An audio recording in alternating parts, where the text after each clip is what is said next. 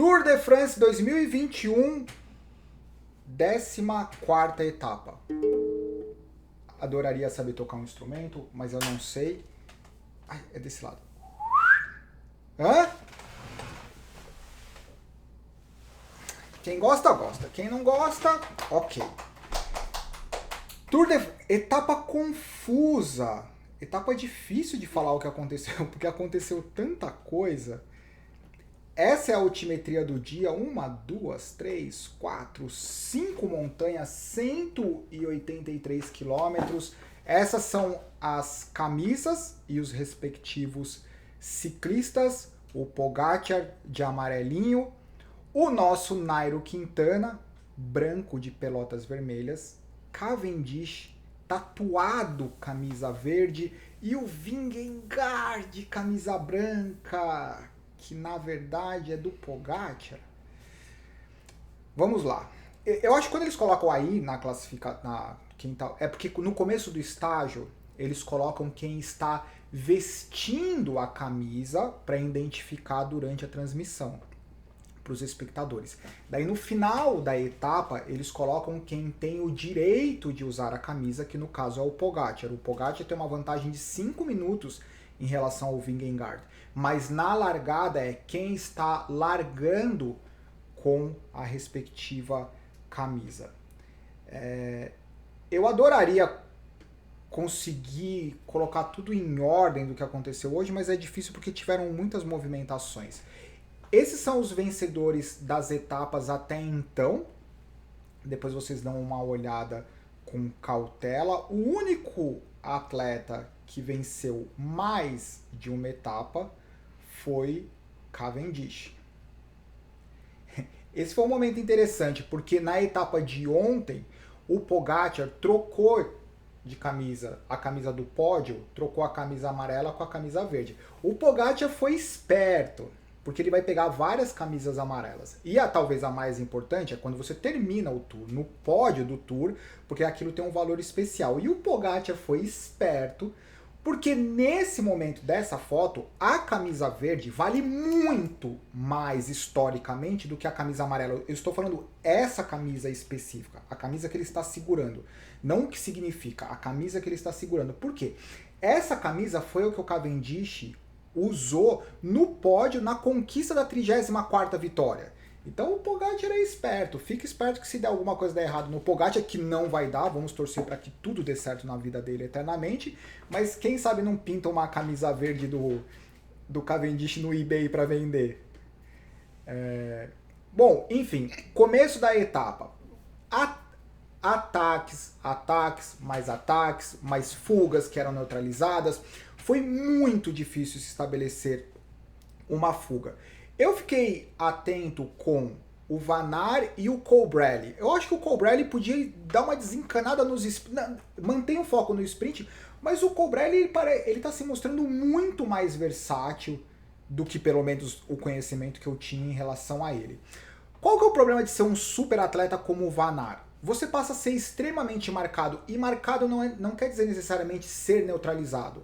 Mas para vários ciclistas é uma ótima oportunidade estar na fuga como um cara como o Van Aert, porque é um cara que ajuda a fuga a se manter longe do pelotão. Então todas as movimentações que o Van Aert fazia para tentar sair na fuga, e não foram poucas, vinha um monte de ciclista atrás do Van Aert. E eu não acho que era necessariamente para neutralizar o Van Aert, era para fazer parte da festa com o Van Aert. E obviamente as equipes que não tem nenhum ciclista na fuga, eles começam a mandar ciclistas importantes. No final das contas, eu acho que teve uma hora que o Van Aert, a perna deu uma inchada, e falou assim, não dá mais. Ele deve ter feito pelo menos uns 5, 6 ataques para sair do pelotão. Daí caras como o Colbrelli vinham atrás dele, entre outros muitos nomes. No final das contas ele desencanou, falou, chega, cansei de fazer força. Esse foi o momento, eu comentei ontem no tombo do Tim de Klerk. O Tim de Klerk é um cara que eu adoro olhar ele pedalando, porque ele fica puxando o pelotão por maior parte do Tour de France, e isso aconteceu talvez nos últimos 2, 3 anos, só que ele se envolveu no tombo ontem. O fato dele ter largado já foi uma ótima notícia pra gente como torcedor, mas pra ele ele sofreu demais. Eles estavam com apenas 10 quilômetros. O pelotão estava extremamente nervoso. De Klerk é esse último da imagem, já sobrando, sofrendo, pegando carona do carro.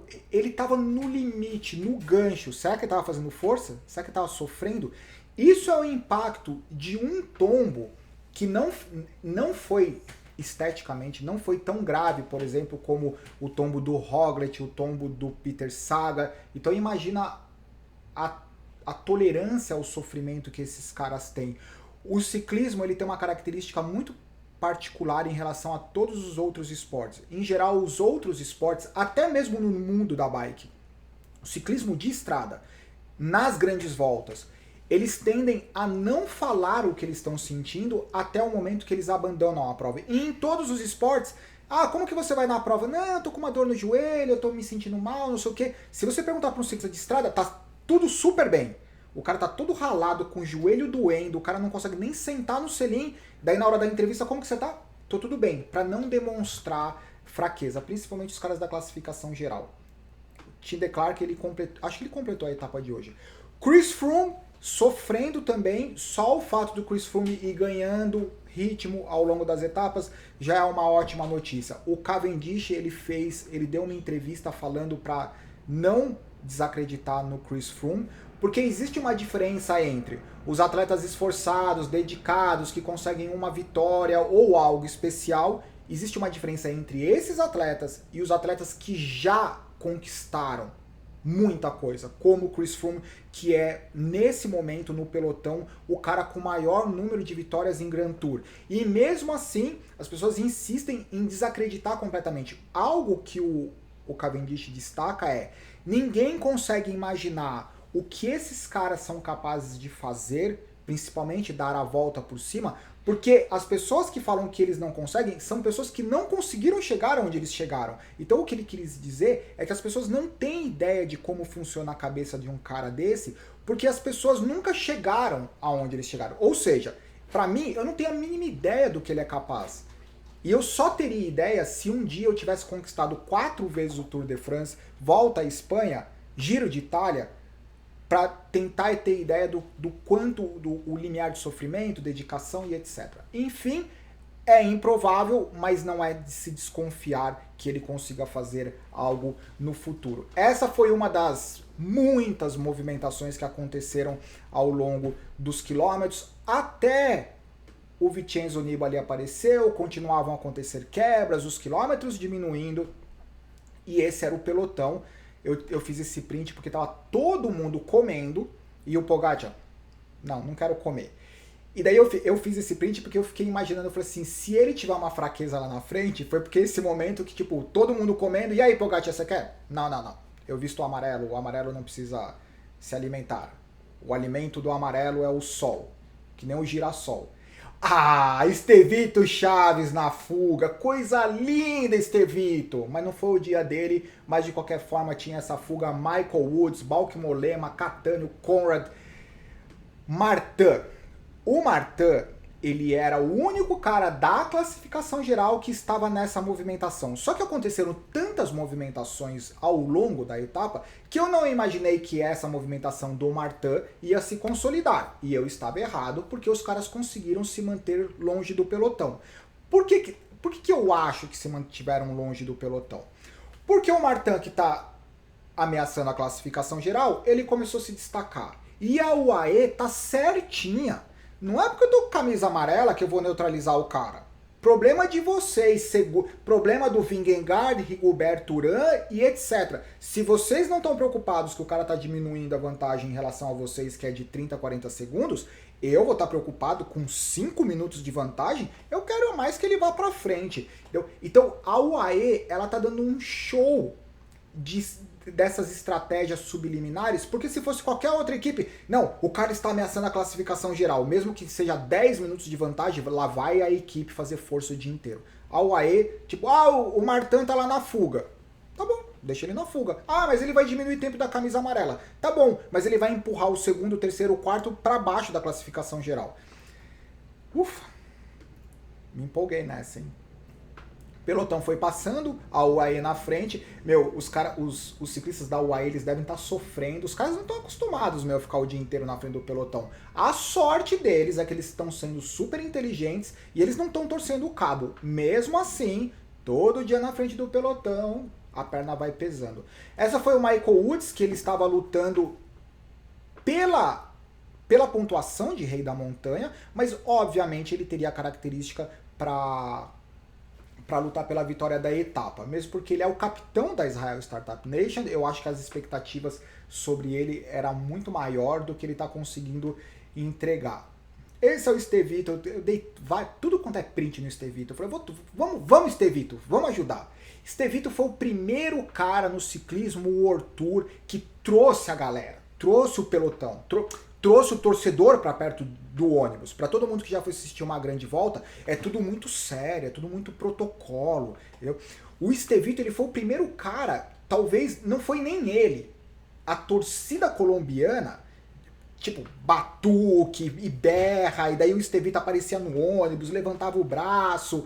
Então foi muito bacana. Então o Estevito, ele tá mudando. Outro cara que a gente comentou, que talvez possa ser esse cara, é o Van Aert, que ele, pelo que parece, eu não sabia que ele tinha esse lado mais descontraído. Então seria muito legal ter mais ciclistas que trouxesse a galera, que, sabe? Os ciclistas geralmente eles passam a linha de chegada, o cara não vai pra galera nunca.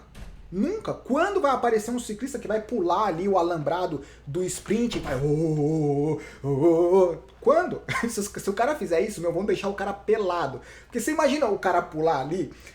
Imagina o Pogacar fazer isso. Capacete amarelo, óculos amarelo, jersey amarelo. Nossa, mentira. Os caras não fariam... Eu acho que não fariam isso porque o pessoal é mais educado, né? Não dá pra deixar o cara pelado. Michael Woods se empolgou na descida, meu. Perdeu a bike, se ralou com 42,6 km pro final. O Michael Woods, tchau. Porque tinham vários nomes importantes, vários bons escaladores.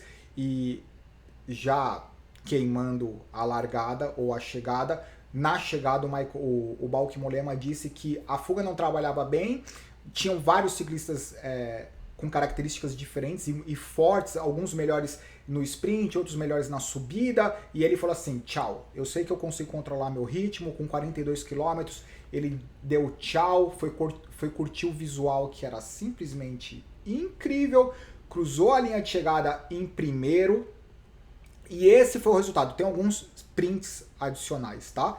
Bauke Mollema, Conrad, o Higuita, Catani, o Woods, o Fraley e assim, o Pacher tava de novo hoje, o Pacher tava ele fez aquela movimentação na etapa de ontem. E o Estevito Chaves chegou em 10º, chegou azedo.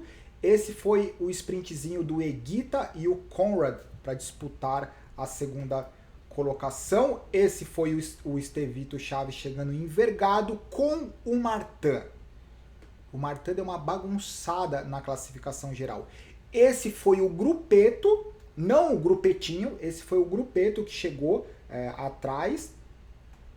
Essa será a etapa de amanhã, 191 km, ou seja, mais uma etapa dura. Todas as etapas são duras. Mesmo que se fosse plano 20 km, imagina esses caras plano 20 km, ia ser um critério de arrancar a cabeça de todo mundo.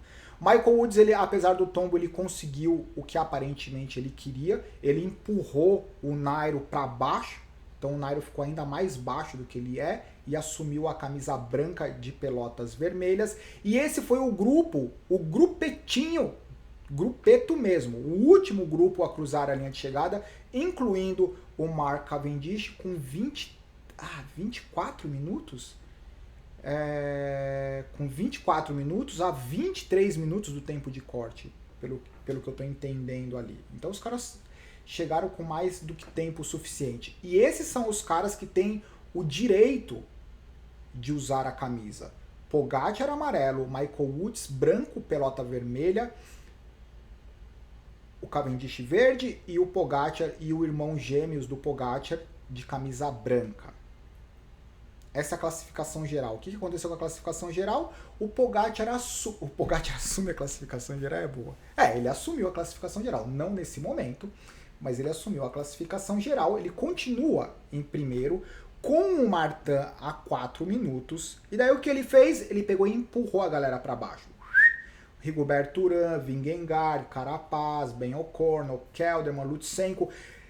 O que dá a impressão é o seguinte, se isso for verdade, o que eu acho que não é, se do segundo para baixo eles estiverem confortáveis com o cenário e eles começarem a brigar só entre eles para ganhar 10 segundos, 15 segundos para se movimentar entre segundo, terceiro, quarto, quinto, isso é ótimo para o Pogacar.